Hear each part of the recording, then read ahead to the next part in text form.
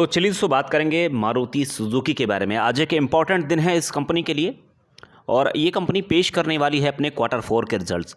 तो दोस्तों पिछले काफ़ी दिनों से हम लोग इंतज़ार कर रहे थे, लेकिन अब नतीजों के आधार पर हम लोग को दो चीज़ें यहाँ पे देखकर चल रही हैं। सबसे पहले तो नतीजों के आधार पर हमें स्टॉक के अंदर रिएक्शन देखने को मिलेगा।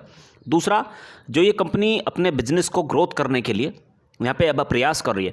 देखिए अभी टाटा मोटर्स के अंदर हम लोग को खबर देखने को मिली इलेक्ट्रिक व्हीकल्स के रिगार्डिंग, और 80,000 नए इलेक्ट्रिक व्हीकल्स इस साल बनाए जाएंगे। तो मारुति भी कुछ इसी तरीके का अनाउंसमेंट यहाँ पे करती हुई दिखाई दे सकती है। लेकिन अभी जनवरी से लेकर जो अब तक का ये पूरा क्वार्टर रहा, मार्च तक का पूरा एक्शन जो हमें यहाँ पे देखने को मिला, यहाँ पे देखिए सेल्स के अंदर कोई दिक्कत नहीं दिखाई दे रही है। जो सीएनजी व्हीकल्स हैं बराबर यहाँ पे सेल हो रहे हैं और पेट्रोल डीजल के व्हीकल्स भी यहाँ पे सेल हो रहे हैं, लेकिन उनकी संख्या के अंदर हम लोग को यहाँ पे कुछ कमी दिखने को मिल रही है अगर आप कंपेयर करेंगे सीएनजी व्हीकल्स की। तो आज नतीजे डिक्लेयर होने हैं और जो यहाँ पे एक्सपर्ट का व्यू है वो किस तरीके का है, 35 से 40% का अनुमान यहाँ पे लगाकर चल रहे हैं ईयर ऑन ईयर बेसिस पे। तो इतना अनुमान यहाँ पे क्यों लगा है, क्योंकि जो सेमीकंडक्टर चिप थी उसकी शॉर्टेज की वजह से कुछ पीएटी के अंदर हम लोग को यहाँ पे डिस्पाइट देखने को मिल रहा है।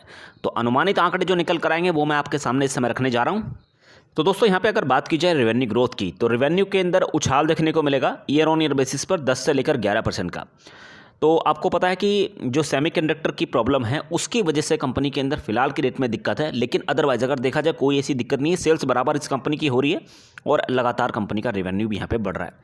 यहाँ पे अगर बात की जाए क्वार्टर ऑन क्वार्टर बेसिस पर वॉल्यूम की, तो जो उम्मीद लगाकर चल रहे हैं कि 14% की तेज़ी क्वार्टर ऑन क्वार्टर बेसिस पे देखने को मिल सकती है। यहाँ पे दोस्तों अगर बात करते हैं मारुति की सेल्स के बारे में, सेल्स सबसे ज़्यादा इंपॉर्टेंट है। तो सेल्स के अंदर ईयर ऑन ईयर बेसिस पे 2% की तेज़ी देखने को मिल सकती है। तो इस बार 1,70,395 यूनिट। इसी के साथ में दोस्तों एक नया रिकॉर्ड इस कंपनी के अंदर बना और वो है एक्सपोर्ट का। तो 2,38,276 यूनिट FY22 के अंदर अब तक ये कंपनी सेल कर चुकी है।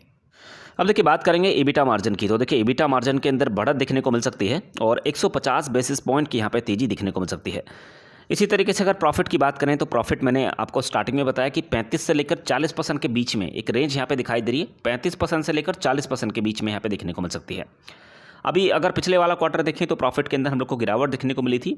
तो यहाँ से उम्मीद की किरण एक निकल कर आई है कि इस बार हो सकता है कि कंपनी मुनाफे के अंदर रहे, तो फिर कहीं ना कहीं शेयर के अंदर भी हम लोग को एक तेज़ी देखने को मिल सकती है। ये सारी चीज़ें अनुमानित आंकड़े यहाँ पर चल रहे हैं, काफ़ी सारे एनालिस्ट अपना अपना रुख यहाँ पे रखते हैं। तो दोस्तों यहाँ पे बात करते हैं एक्सिस सिक्योरिटीज़ के बारे में। एक्सिस सिक्योरिटीज़ का बड़ा बयान, वॉल्यूम के अंदर डिक्लाइन 1% की गिरावट, 4,88,830 यूनिट के आसपास यहाँ पे देखने को मिल सकते हैं।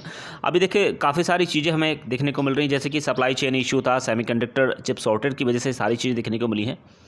तो काफ़ी सारी चीज़ें कंपनी के अंदर इस वाले क्वार्टर में हमें बदलाव देखने को मिला और कंपनी ने अपने व्हीकल्स के प्राइस भी यहाँ पे बढ़ाए हैं, तो इसको भी ऑब्जर्व करके चलना है। IIFL सिक्योरिटीज़ की बात करते हैं तो अनुमान यही है कि वॉल्यूम्स के अंदर 13.5% की तेज़ी देखने को मिल सकती है। Quarter on quarter basis 4,95,235 unit के आसपास यहाँ पे देखने को मिल रही हैं। और जो प्राइस हाइक हुए थे अभी जनवरी 2022 के अंदर भी, तो यहाँ पे अगर मार्जिन्स देखें तो 152 basis point quarter on quarter basis पे यहाँ पे बढ़ते हुए दिखाई दे रहे हैं। तो अगर पीएटी की बात करते हैं तो पीएटी के अंदर estimate year on year basis पे तेज़ी देखने को मिल सकती है। लगभग 41.8% की तेज़ी ईयर ऑन ईयर बेसिस पे देखने को मिल सकती है, ऐसा इनका मानना है। ICICI डायरेक्ट की बात करते हैं तो जो नेट सेल्स है वो बढ़ती हुई दिखाई दे रही है। 15.4% की तेज़ी सेल्स के अंदर देखने को मिल रही है। और वॉल्यूम ग्रोथ की अगर बात करते हैं क्वार्टर ऑन क्वार्टर बेसिस पर तो 13.5% की इसके अंदर भी देखने को मिल रही है। तो दोस्तों कहने का मतलब सिर्फ इतना सही है कि पीएटी के अंदर बढ़ा देखने को मिल रही है, लेकिन हाँ नतीजों के अंदर इस बार प्रेशर हम लोग को देखने को मिल रहा है। तो ICICI डायरेक्ट भी यही मानकर चल रहे हैं कि 1362 करोड़ का प्रॉफिट ये कंपनी यहाँ पर रिपोर्ट कर सकती है। 34.6% की तेज़ी इसके अंदर हम लोग को देखने को मिल सकती है। तो दोस्तों अब अगर शेयर प्राइस की बात की जाए तो देखिए क्वेश्चन यहाँ पे निकल कर आ रहा है कि शेयर के अंदर क्या खरीदारी कर लें, क्या आगे आने वाले दिनों के अंदर तेज़ी देखने को मिल सकती है। तो मेरा यही मानना है कि कम से कम नज़रिया 3 महीने का इस कंपनी के अंदर बनाकर चलिएगा। अगर आप कोई ख़रीदारी करते हैं, ऐसा बिल्कुल मत करिएगा कि आपने आज ख़रीदा और आप सोच रहे हो कि 7 दिन के बाद इसके अंदर से एग्ज़िट हो जाए। तो यहाँ पे निवेश का जो दायरा है वो थोड़ा सा लंबा आपको लेकर चलना पड़ेगा। अभी तेज़ी देखने को मिल रही है, ट्रेंड भी पॉजिटिव दिखाई दे रहा है क्योंकि लगातार गिरावट हुई थी। अगर आप 6 महीने का चार्ट पैटर्न देखेंगे तो 8,900 रुपये से भी ऊपर के लेवल देखने को मिले थे फरवरी 2022 इसी साल, और इसी साल ये स्टॉक क्रैश होता हुआ दिखाई दिया था, 6,700 रुपये के आसपास चला गया था। उसके बाद से इसके अंदर तेज़ी का माहौल बना हुआ है। तो फिलहाल की डेट में ट्रेंड पॉजिटिव है, नतीजे आज के दिन हम लोग को अच्छे देखने को मिल सकते हैं। तो कहीं ना कहीं एक बम्पर तेज़ी की उम्मीद इस कंपनी के शेयर के अंदर करके चलेंगे। दोस्तों, अगर आप नए हैं, डीमेट अकाउंट ओपन कराना चाहते हैं तो आप अपस्टॉक्स के अंदर डीमेट अकाउंट ओपन करा सकते हैं। लिंक नीचे डिस्क्रिप्शन बॉक्स के अंदर दिया हुआ है। साथ ही में दोस्तों कहना चाहूँ कि इसी तरीके की लेटेस्ट इन्फॉर्मेशन लगातार इस चैनल पर पब्लिश होती रहती है। अगर आप ये चैनल पहली बार देख रहे हैं तो चैनल सब्सक्राइब करके मिल सकते हैं, साथ में बेल आइकन जरूर हिट कर लीजिएगा। Thank you so much for watching.